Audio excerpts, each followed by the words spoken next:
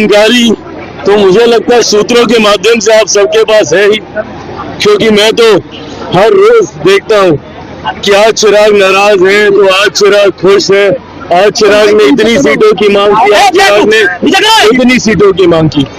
एक बात मैं स्पष्ट तौर से कह दूं कि बातचीत अच्छा तरीके से, और मैं मानता हूं कि सही समय पर सही फैसला ले लिया जाएगा, पर सूत्रों के माध्यम से जो खबरें आप लोग अपने चैनल पे चला रहे हैं वो सब गलत है, और ये कहीं ना कहीं चैनल की विश्वसनीयता के सवाल खड़े करता है। ऐसे में जो अधिकृत जानकारी है वो जैसे ही चर्चा पूरी हो जाएगी आप सबके साथ साझा की जाएगी, पर बार बार मेरे ऊपर ये आरोप लगाना कि चिराग नाराज है, चिराग इतनी सीटों की डिमांड कर रहे हैं, चिराग ये मांग कर रहे हैं, चिराग वो मांग कर रहे हैं। चिराग पासवान सिर्फ एक मांग करता है, वो है बिहार को फर्स्ट और बिहारियों को फर्स्ट बनाने की। चिराग की मांग न किसी पद को लेकर है, न किसी से नाराजगी को लेकर है, न किसी की सीटों को लेकर है।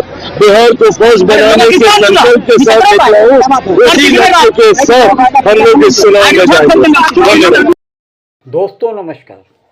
बिहार की राजनीति में दिन ब दिन कई रंग आते हैं और जाते हैं। जब से बिहार के चुनाव की घोषणा चुनाव आयोग के द्वारा की गई है, तब से नित्य नए रंग राजनीति के नजर आने लगे हैं। चुनाव घोषणा के पहले ये लग रहा था कि एनडीए में सब कुछ ठीक ठाक चल रहा है, सब एकजुट होकर चुनाव लड़ रहे हैं, लेकिन जैसे ही चुनाव का कार्यक्रम चुनाव आयोग ने घोषित किया, वैसे ही एनडीए बिल्कुल संतरे की फांक की तरह अलग अलग होता दिख रहा है। अभी तक ये लग रहा था कि जेडीयू और बीजेपी मिलकर चुनाव जीतने जा रही है। ये एनडीए के अन्य घटक भी उनके साथ थे, जिनमें कि केंद्रीय मंत्री चिराग पासवान की पार्टी लोजपा रामविलास पासवान और जीतन राम मांझी की पार्टी सब एकजुट दिख रहे थे। लेकिन जैसे ही चुनावी कार्यक्रम घोषित हुआ, सब अपने अपनी महत्वाकांक्षाओं को लेकर एनडीए में आपस में एक दूसरे के विरोध में उतर आए हैं। ये देखा जा रहा है जिस तरीके से एनडीए में सीट शेयरिंग को लेकर जो घमासान मचा है, उससे पूरे देश में एक यही मैसेज जा रहा है कि एनडीए के जो घटक हैं वो आपस में 2 सीट लोकसभा का 1 सीट राज्यसभा का कहा गया था कि पत्थर का लकीर है, मिला 1 सीट। हम कहाँ कुछ हल्ला किया, जो मिला उससे सब्र किया। तो हम उनसे मांग करना है कि हमारा इज्जत बचाइए, हमको अपमानित होने से बचाइए, ताकि हम रजिस्टर्ड पार्टी का दंश नहीं झेलें। अभी तक जो फिलहाल सीट शेयरिंग की बात एनडीए में नज़र आ रही थी, उसके अनुसार भारतीय जनता पार्टी और जेडीयू लगभग बराबर सीट के शेयरिंग के लिए तैयार दिख रहे थे। ये माना जा रहा था कि जेडीयू की 1 या 2 सीट ज़्यादा हो सकती है और भारतीय जनता पार्टी की 1 आध सीट कम हो सकती है, लेकिन ये सीटें लगभग 205 या 6 तक पहुंच सकती थी।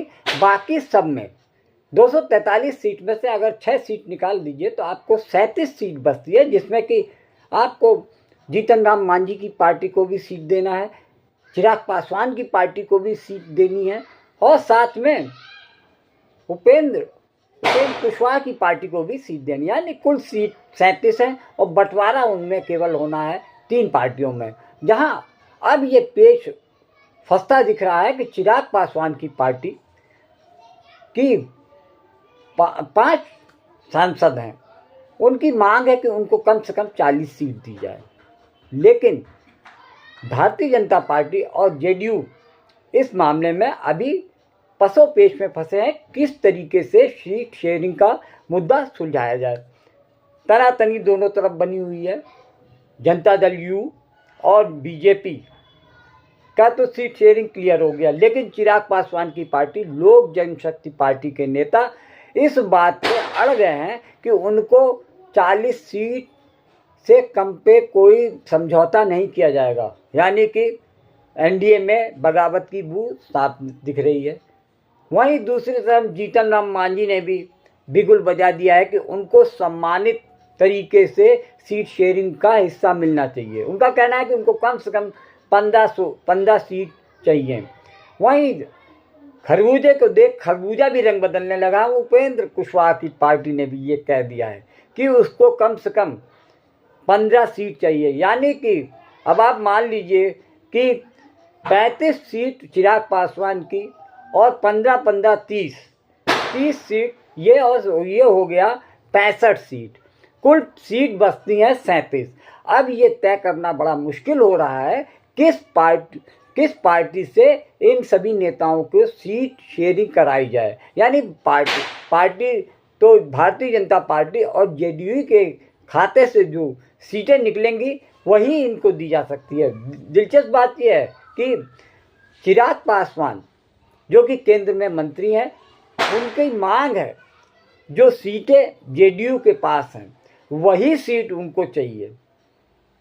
और वही जीतन राम मांझी उपेंद्र कुशवाहा की स्थिति है कि जो सीटें वो चाहते हैं भारतीय जनता पार्टी और जेडीयू के खाते से निकलनी है। इस बात के लिए दोनों पार्टी राजी नहीं होंगी।